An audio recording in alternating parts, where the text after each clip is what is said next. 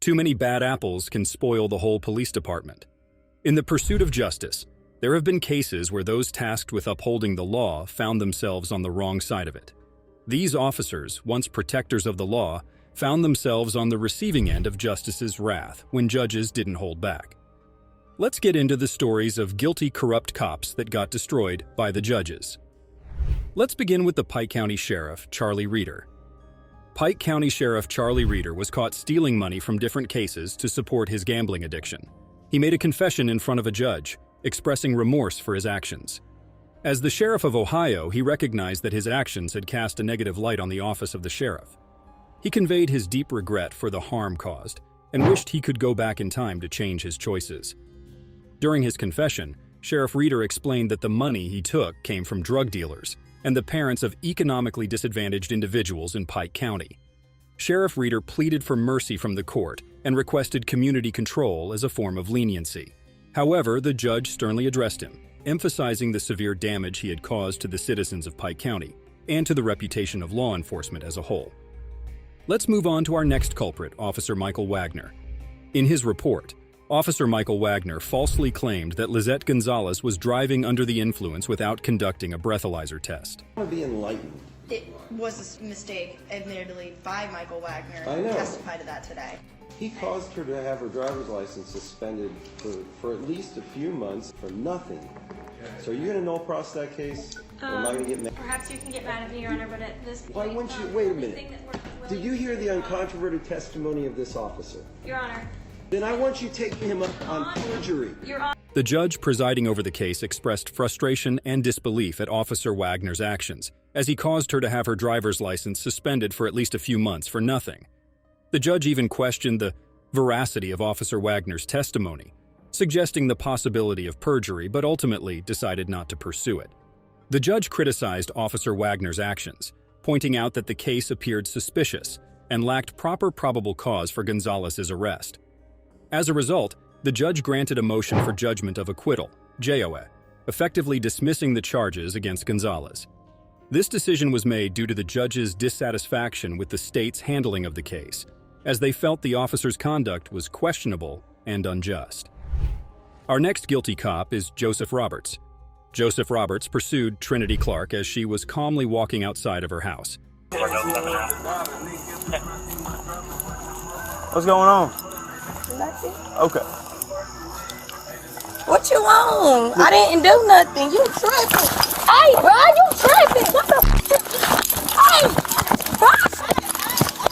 Trinity appeared confused and asked Roberts why he was approaching her, asserting her innocence. During the encounter, Roberts physically restrained Trinity, leading to a commotion with several individuals in the vicinity. Trinity Clark's situation took a distressing turn as she was physically wrestled to the ground and faced a litany of charges, including assault on a first responder, evading arrest, failure to yield, right-of-way, resisting arrest, and simple possession. However, these charges were later dismissed by a judge during a preliminary hearing in Knox County Court, suggesting that the legal system found the initial charges to be unjustified. Fortunately, Roberts later resigned from the Knoxville Police Department and pleaded guilty to charges related to destroying or tampering with records. Next on the list is Anthony Warlock. Anthony Warlock was in a courtroom, being questioned by a judge due to suspicion of assault. I'd like to object first. If I'm under investigation, I thought the investigation came first, and then the rest came. However, during this questioning, a deputy took matters into his own hands and arrested Warlock. The charges brought against Warlock included false imprisonment, assault in the third degree as a Class 2 felony, and a misdemeanor charge related to possession of drugs paraphernalia. Warlock expressed his objection, highlighting that he believed the investigation should have preceded the arrest. Despite his objection, the deputy arrested him while he was speaking to the judge. Fortunately, the judge noticed the unusual circumstances and took action. Warlock was placed in custody before formal charges were filed against him. Warlock pursued a civil rights case, ultimately receiving a settlement of $50,000.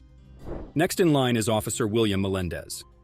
Officer William Melendez was found guilty of assault and misconduct in the brutal beating of Floyd Dent during a traffic stop, which was captured on video. Here's a summary of the incident and the legal proceedings. The incident occurred when police stopped Floyd Dent, a 58-year-old man in Inkster, for disregarding a stop sign. The dashcam video from a police vehicle captured the shocking moment when Officer Melendez punched Dent 16 times in the head during the arrest. The video footage became widely known after it was aired by WDIV-TV in March. The public outrage and evidence from the video ultimately led to Melendez's termination from his position as a police officer. Additionally, the city of Inkster agreed to pay Floyd Dent $1.4 million in a settlement for the injuries he sustained during the incident, which included broken ribs, blood on his brain, and other injuries. From the opening bell, Ngannou maintained immense pressure on Fury, making it challenging for the champion to execute his inside game, typically a strong suit. This relentless pressure and Ngannou's ability to disrupt Fury's rhythm marked a significant departure from the expectations of many fans and experts. The surprise factor in this bout was not just Ngannou's